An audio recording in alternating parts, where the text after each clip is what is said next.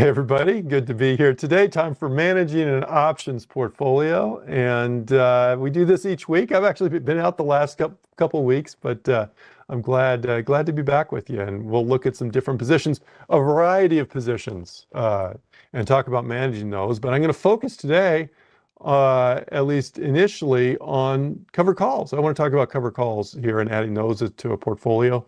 Two. Joined along for our presentation is Mr. John McNichol, helping me out in the chat. I appreciate John. And, he's very knowledgeable in everything I'm going to go through today. So as you have questions, feel free to type those in the chat between John and myself. We'll do our best to help you out. You can follow us on Twitter, on X, I guess is what it's called now. I'm a little behind the times there, at Brentmore CS, at John McNichol CS. And let's hit up the disclosures, then we'll get to the reason you're here. Options do carry a high level of risk and are not suitable for all investors. And the information today is for general informational purposes only. It's not a recommendation of a particular security chart pattern or investment strategy. Schwab does not recommend the use of technical analysis as a sole means of investment research. And all investing involves risk, including the loss of principal. With options, remember, I'm not going to factor in commissions in each of these trades necessarily, but make sure that you are aware of commissions and fees. And let's see, what else do we got? Past performance of any security or strategy does not guarantee future results or success. And the paper money virtual trading application will not assign a short option early. I do appreciate all of you. I see some familiar names in the chat, and good to see you. And if you're a first timer, we welcome you too. We're going to talk about options management today. And so I have the S&P 500 up right here. Let me just shrink this down, give you a good view. Nice little bounce, little flag, if you will, bounce on that. In other words, we went up, flag pull like that, kind of had that nice breakout yesterday. So that's, in general, the markets are trending up. We're above our 20-day moving average and above our 50-day moving average, which is what I have on the chart. And of course, the focus of this session is going to be on options, but I also want to start out with just stocks. I have some long stock positions in here. And on those long positions, sometimes they do well and sometimes they don't do so well. One choice you have is you can always add in a stop loss to try and help your risk management. Of course, stop losses aren't guaranteed, but that's one way of doing it. Another choice that sometimes people look to when they are when they're managing when you have a stock that has done okay, and if you have 100 shares at least, I have 150 on Delta, for example, is you can do a covered call, okay? And this would be what we call legging in a covered call. You have the stock already, and then you can consider adding in an option, a short call on there. So let's look at the chart on Delta here, just to start us off here. So we've had, recently we've switched to more of an upward trend. We bounced off our 20-day moving average, kind of a flag pattern. And, so we've had some gains here on this. But one thing you could do is you could consider selling a call option above a level that maybe you don't think the stock's going to go above. We'll have to see what strikes are available, but bring in some premium on that. And when you bring in the premium, you kind of, it's not the same as lowering the cost basis from a tax standpoint. I'm not talking about taxes here, but you're bringing in a premium that's helping to, say, offset some of the costs associated with the trade. Okay, so we've been in Delta. Maybe we've had a run, and we want to bring in a little extra premium. Help you on the downside a little bit, possibly help you if the stock goes sideways or up a little bit. But if the stock goes up a bunch, we can limit our gains. So that's a challenge. Okay, that's a choice that we have here. Let's look at the options that we have on Delta, and this is legging in. We already have the stock, and you can go here and you can go, oh look, if I do say a 53 call on this. That's a possibility. what percentage return would that be? I always think of these in terms of percentage returns because they're going to be challenged. When you look at Costco, which is $1,000 a share, a $87 premium isn't that much, okay? But on Delta, this is the way I think of it. I look at the stock price, about 50 bucks almost. I look at the premium. In this case, I went out to the 27 Delta here on this. I got it about 87 bucks. Well, about 50 cents. So a 50-cent premium would be about 1%, okay? So I'm just kind of rounding, but you see the math there? $50 stock, 50-cent premium, 1%. $50 stock, $1 premium would be about 2%. Okay, so I don't get real complex with the math here. It's not that hard. You guys can do this. So 87 cents, where does that fall in there? We're not quite to the 2% premium. Over 30 days is our expiration on this.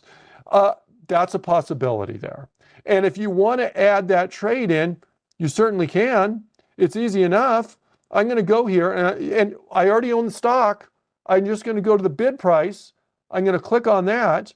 And I have 150 shares of stock. So for each 100 shares, I can do one cover call. So I'm going to do one contract here. And I'm going to throw that in, and I'm just going to natural mid. They're pretty close to one another. I'm going to click on this, and I'm going to put that in my stocks. We'll move it to, well, we'll do that. I think cover call. So there we go. I've got a covered call on Delta. So that's what we call legging in. So now there's a difference though between legging in and doing what we call a buy right. A buy right is where we don't have the stock already and we just enter the trade when we do this, when you're buying the stock. And I think one key on this is don't do this trade on stocks that you don't feel are going to be decent stocks for at least the intermediate term, maybe longer term. Okay, it makes the trade a lot easier if it starts to go against you, if you think it's a stock that's going to go up a longer term. Now, I say the same thing when I do short puts. Okay, I always say when we're doing short puts, it makes it easier when it's a stock that you believe in that you think is going to go up longer term. By the way, as George pointed out in the chat, thank you, George. Always appreciate George there. He said, cover call is a similar risk profile to selling a cash secured put. So it probably makes sense that when I'm saying some of these things, you can say, well, that kind of applies to both short puts and cover calls here. But let's look at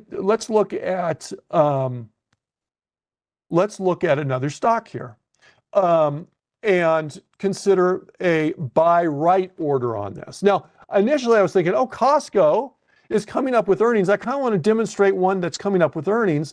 But then, do you see one challenge with Costco? Costco is $1,000. To do a covered call, you need to buy 100 shares of stock.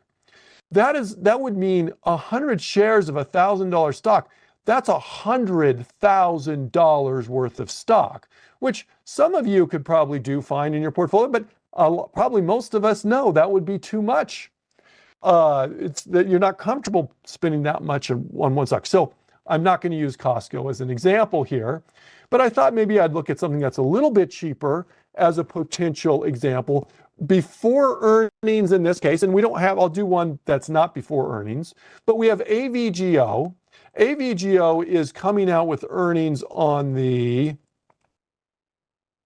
5th of June. On the 5th of June, okay? The trend, I think most technicians would say this is a nice upward trend. Probably most technicians would say this trend has been bullish and looks almost like a flag pattern there. Do you see where I'm getting that from a technical standpoint? Flag pull, flag, breakout. A lot of traders consider that bullish. We'd like that run up on this. Here's our earnings right down there. what kind of return could we get on this? Now, I want to do, one nice thing is before earnings is you get this generally you have an implied volatility, a higher implied volatility before earnings that will often drop after earnings.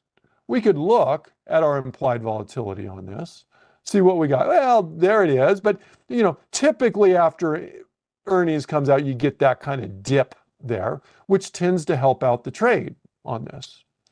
Our implied volatility is around 55, 56. That's an average. And so that means when you're selling calls or selling any other option for that matter, your premiums are going to be increased. Okay, you have a slightly higher premium on that. Okay, so let's do this. I'm going to go out. I'm not going to go out a full 30 days, which often we look for in this class in terms of covered calls, but I'm just going to go out past earnings. We said earnings was June 5th, so I'm going to go to June 6th, 9 days away. There's your implied volatility. You see that high implied volatility, 74% on this contract, which we would expect would probably drop after earnings. Let me click on that and we can see what trades we have. Okay, so let me go out. I'm going to go out of the money a little bit. I'm going to let's look at this 245 strike here on this. If I go up to 245, that would give me, well, what if the stock goes up? How much is it going to go up? How much is it going to go down? Well, one thing we can do is we can look at, say, the market maker move on this or the implied volatility move, about $22. What that's saying is, look, this stock between now and expiration, 9 days from now, statistically is going to be probably likely within the range of 237 plus $22 would be about 259. And on the downside, that would be, and correct me if my math is wrong here, 215. Okay, so that's kind of the zone we're talking about here on this, 259 to 215. Now, it can go higher, it can go lower, but statistically, that's what we're looking for on this. Okay, so if we were to look at the 245 call, that's bringing in about $7.50 of premium. What that means is if the stock were to go up to the upper bound on that, and I say bound, but it's not a bound, it can go up higher than that. But what kind of gain would that be? Well, it'd be about a $22 gain plus the premium we're selling it for. $22 plus about $7.50 makes it about $29. Well, basically a $30 per share gain. Okay. So there we go. That would be a great scenario, obviously. Now, there's not always great scenarios. There's bad scenarios too. We're going to get to that in a sec. What if just say the stock stays about where it's at? What happens? Well, the stock stays at 237. It's probably not going to stay there exactly, but we'd get about a $750 gain on this stock, which is 236. So that's roughly just shy of a 3% gain if the stock stays put. Okay, so basically, whether we go up, down, or sideways, we're adding about 3% to that return on there. Now, of course, it's not all good. If the stock drops down, say, to 215, how much are we losing? Well, we're losing about $22 a share, but we actually are cutting into that and making limiting the loss. Makes it about $15 a share. Now, $15 a share is quite a bit. That's $1,500 of money, but it's less than it would be otherwise. But that's why I say it makes it a lot easier if it's a stock that you're comfortable with in the first place. If you think this is going to continue to go up, you're bullish on AVGO, and maybe the earnings doesn't turn out great and the stock drops down a little bit. Let's say the stock drops down here. Well, you can possibly help you can be in it with a lower debit overall on that. Because when I do that trade, when we add this trade in, and I look at this, and let's see, we said 240, 5 strike. What I'm going to do is I'm going to right click on this. I'm going to buy covered stock. I'm buying the stock and selling the option at the same time. When I pull this up, notice this price right here, this price is less than this price. Why is that? Because this price down here represents the price of the stock less the price of the call option on that. So that is a buy right covered call on there. And so now if you don't do this when you think it's bearish, we don't know what it's going to do. If you're just bearish throughout and you just think the trend is going down, then you probably wouldn't do this. You're only going to do this on bullish trades. In this case, there's a little extra uncertainty in it because we have that earnings factor in there. Remember, short options can be assigned early. I'm going to throw that in my long stock bucket there. I'm going to pull that, and we've added that. Now, let's look at one more here, and then I want to talk about managing other types of trades. But let's look at Alphabet. Okay, we do not have earnings on Alphabet, and I didn't mean to give you the impression that we're just going to do these buy right cover calls right before earnings all the time. You can, it's a possibility. That just gives you an example of, I wanted to show you how we can kind of look at that market maker move, or for the potential of it going up and going down there. But here we don't have any earnings. And remember, the first requirement on this buy right cover call is we want to be bullish on this stock. Okay, it makes it easier for a bullish for the longer term. Fair enough. And here's our stock. We're above our 20-day moving average, our 50-day moving average. Our trend has been going up with higher highs and higher lows. And you may not want to do it because you may don't want to cap out your potential gains.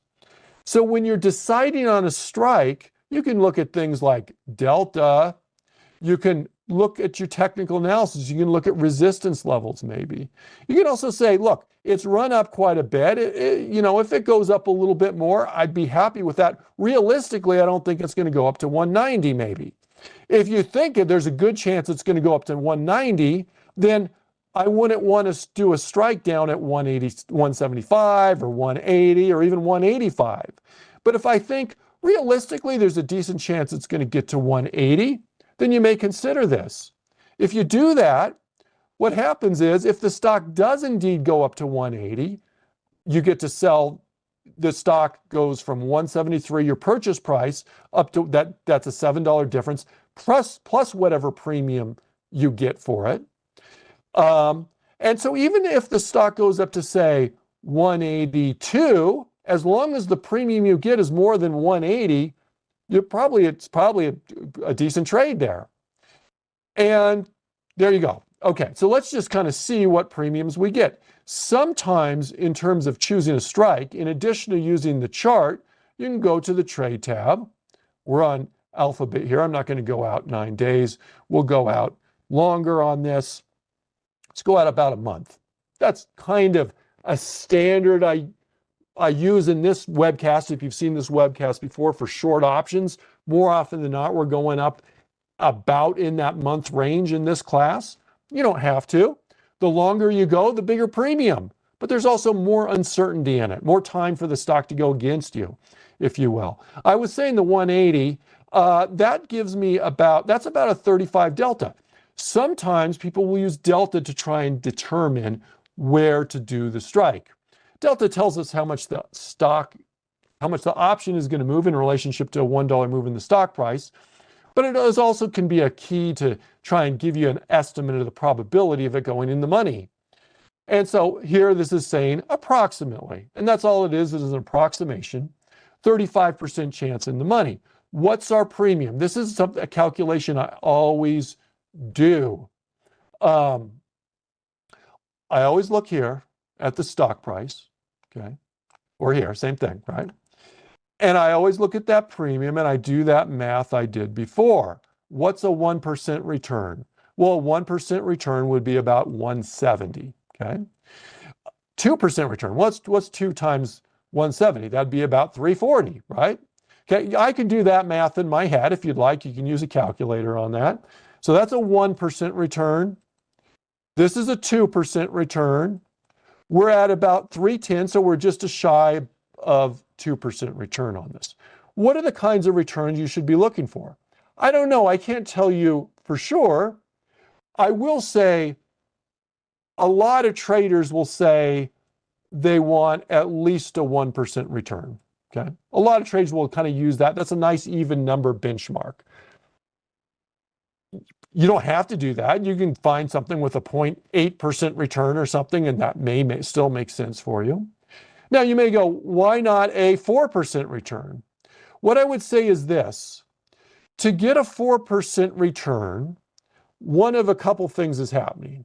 Either you have an extraordinarily high implied volatility, okay, or you're going kind of like right at the money.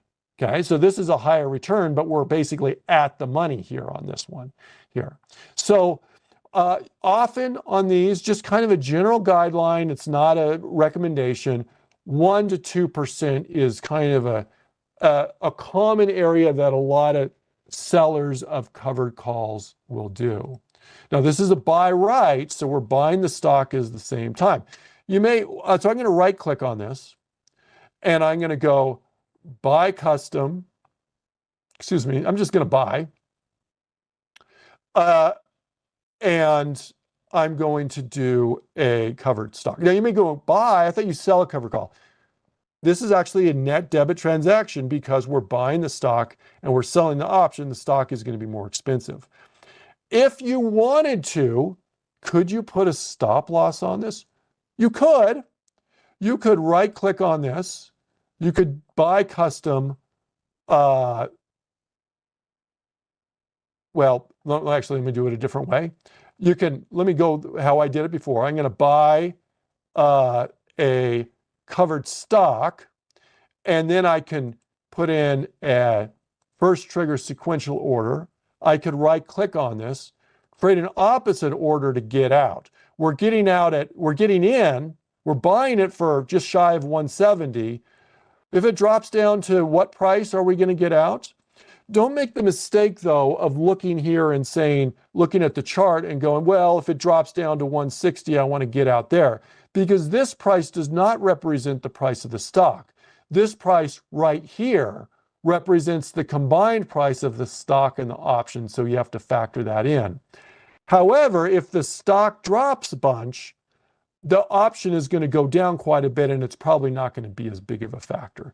So you can put this in here, and you can put in whatever price you want. If this stock goes down to 145, that option is probably not going to be worth a whole lot. And so probably a reasonable assumption to say, if the stock goes down to 145, this would be this trade would trigger. This would be more of an accurate representation. But this is a stop like any other stop. And remember, stops aren't guaranteed on the price. I'm going to put this back up to the 150 level actually here on this.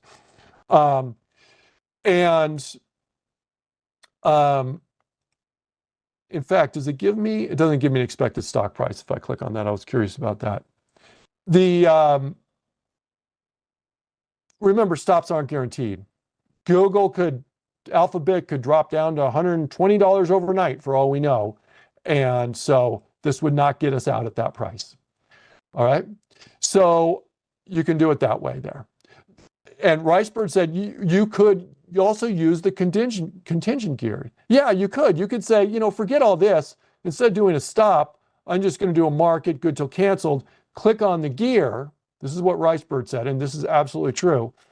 Click on symbol and say if Google marks less than or equal to whatever price you want in there, I'll put in 150, save that, and then you can enter that order if you like here. So I'm going to confirm and send because I want to get to some trade management here on some of these. Let's go back to long stock. We're going to send that order. We've just filled that out. There's another trade using a buy right covered call. Okay, we actually have another covered call in this portfolio here, and that is right here, Bank of New York Mellon. Now, the interesting thing is on this trade, you may be looking for that 100 shares of stock. I actually have 100 shares of stock, except it's divided up into two separate purchases. But that nets out to 100 shares of stock, and we already have a covered call on this.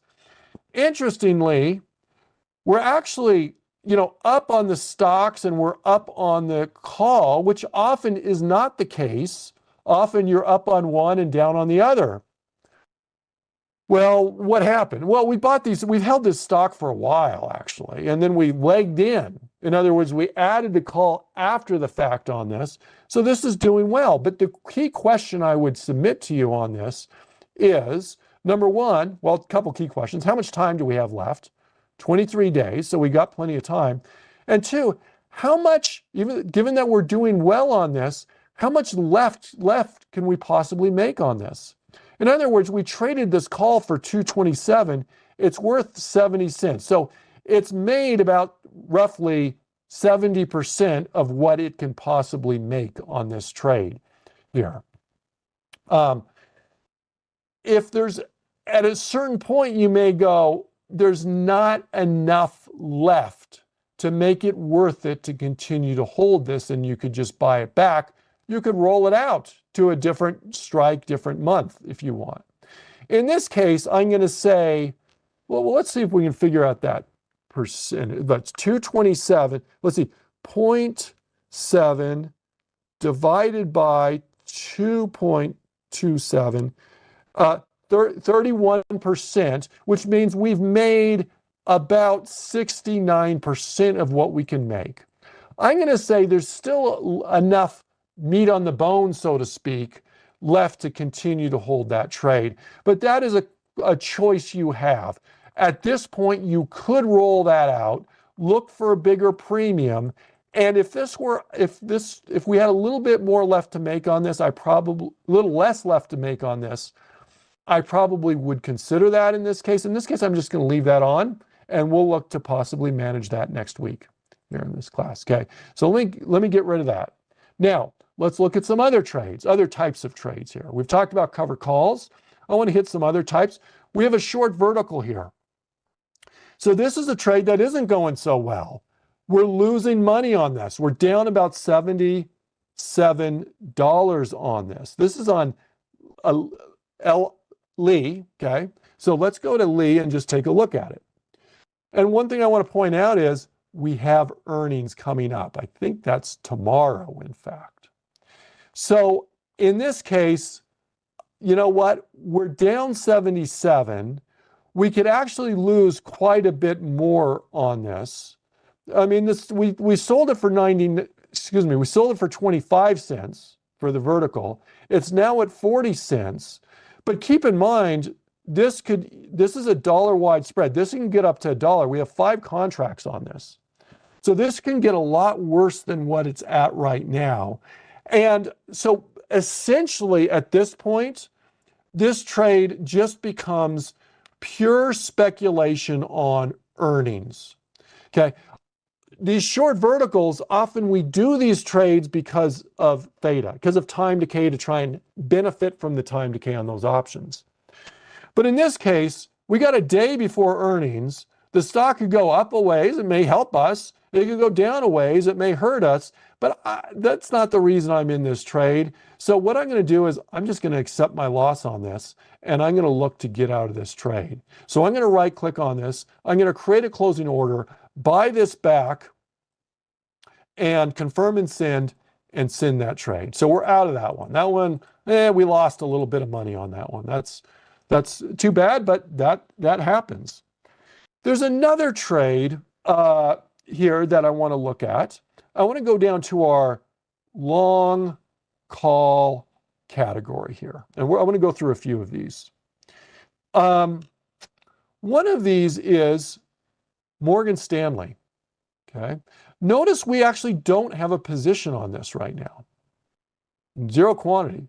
Why is that? Well, we have an order to get in a long call. Let's look at the accounts. Let's just take, oops, not that. Let's look at our working orders. Look at Morgan Stanley. Here's our trade to open. It's a conditional order to get in when it goes above 131. Well, we entered this trade on the 20th, which is a week ago or so. So the question you have to ask yourself at some point is, sorry, what was the price again? I forgot. 131. Okay. The question you have to ask yourself is this trade still valid? Do you still want to potentially enter this trade if we break above 131? 131 is right about where the pointer on my pencil is. You know what? I'll draw a line even. Okay. 131, I won't get it exact, but we'll call that good enough, is if the stock bounces above here, breaks above here, is this still a trade that I'm interested in? And the answer may be yes, the answer may be no. If the answer is no, then you just want to cancel the order. In my case, I'm going to say, look, the trend is going up. It had a pretty substantial flag, but this bounce seems reasonable. I'm going to stick with that trade there. I'm going to leave that in there. If I decided I wanted to get out of this, and that, in other words, the initial conditions that attracted me to the trade, I don't like anymore, I want to get out of that, then I would just simply you can left click on it. You can left click on it, and then you can just right click and cancel the order if you want to. But I'm not going to do that in this case. I'm going to leave that in. Okay? All right. So that's Morgan Stanley. Let's look at some others. These are long calls. PayPal. What do we got on PayPal? PayPal, we're making a little bit of money here on this. We still got 23 days to go. Once we get to 10 days or less, we're probably just going to look to exit this thing. If it is if it's turned neutral, and I think I'm not very bullish on this, I'm going to get out. I'll take the gains. But if I'm still bullish on this, and you'll have to decide on PayPal if you're still bullish on this. If you are, and we just had this little bounce off the 20-day, then maybe you stick with it. And in this case, I'm willing to stick with that. I'm just going to let that go. We're going to let that ride there on that. Let's look at XP. Now, notice on XP, there's something different than some of these others. There's no stop on this. It's doing okay, but we don't have a stop on that. This was a trade actually Connie put in last week, I believe, when she subbed for me. She put a little note on there. She said, treat this as a trend trade. Okay. So as long as the trend is still going up, well, let's stick with it. But maybe we also consider adding a stop on this. Let's take a look at the chart, though, here on this. Here's XP. Trend still going up? Yeah, trend is still going up. So no reason to get out. We're past earnings on this. So I'm going to just look to add a stop on here. The option right now is at about 257 in terms of the stop. I'm going to put in a stop about 150 on this, okay? So I'm going to go a little bit above 50% of that. My delta is 66, so, just kind of a thought on that is I'd put something maybe in the 60 to 70% of the price in terms of a stop. Well, 65% of the mark of 255 is, I'm using a calculator here, I'm not doing this in my head, is about $1.65. So I'm going to put in a $1.65 stop in here. To do that, I can simply right click on the chart, not on the chart, on the line of the trade. I can create a closing order. I'm going to sell it. It says limit. I'm going to make that a stop. Remember, stops don't guarantee we're going to get out at that price. I'm going to make it good till canceled. And we said 165 was going to be my new stop here on this, okay? I was going to say my new stop. I didn't change the stop. We didn't have a stop before. We're going to add that in there, save that. And now when I look at this page next to XP, you can see where that we have that stop in there. Okay, let's check on time. We're doing okay on time. So we're going to move forward to some other types of trades, not long calls. We've talked about long calls here. And those kind of trade management rules that we use for long calls, I don't think I had any long puts in there, but if we did, the trade management rules for long calls and long puts are basically going to be the same. In other words, once we get near expiration, 10 days or less, we're going to get out. If it's a trend trade, if the trend is broken, we're going to get out. For a call, we're looking for an upward trend. For a put, we're looking for a downward trend. But if that trend breaks, we're out. On a swing trade, if it's no longer moving up in our direction or moving down in the direction, in case of we're doing that, we're probably going to look to exit out on that. And we're also going to put stops in most of these here. Okay? Now, let's start with, so here's my calendars, diagonals, butterflies, kind of more neutralish trade bucket I have, even though sometimes diagonals aren't super neutral. But let's look at Intel to start us off here. Let's see what we got here. I've got a 21 call and I've got a 21 call. So same strike, different expirations. What's that? What kind of trade is that? Same strike, different expirations. That's a calendar spread, folks. That's a calendar spread. Now, one thing I would suggest, especially on things like diagonals, calendars, maybe to a certain extent as well, but on a calendar spread, what we know is if our strikes are at 21, we want the stock to be at 21 or close to it. We're at 20 and a half, so that's probably doing okay here. And you can see we're making a little money on this trade. Okay, so if this is neutral, that's great. If we're at 10 days or less on our short contract, we're probably going to look to get out. Okay? Well, we're at 9 days till expiration on this. I'm going to take the money and run, folks. I'm going to take that $49 profit and just exit that trade here. We're only 9 days till expiration. Theoretically, we could roll this out to some date in between June 6th and June 20th. We could go to like a June 14th, June 13th, I guess. But generally, I want it more separation than a week between those, which is what it would be. So what I'm going to do is I'm going to just exit Intel. We're going to take our profit on that. I'm going to right-click on it, create a closing order, and I did that wrong. Let me highlight both of those. Right-click on this.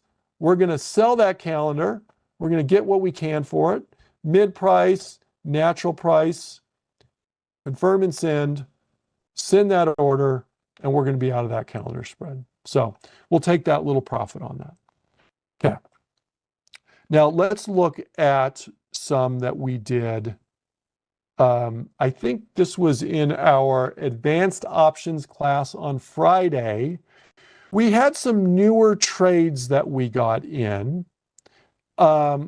We just entered in Coke on Friday. It hasn't had a chance to do much.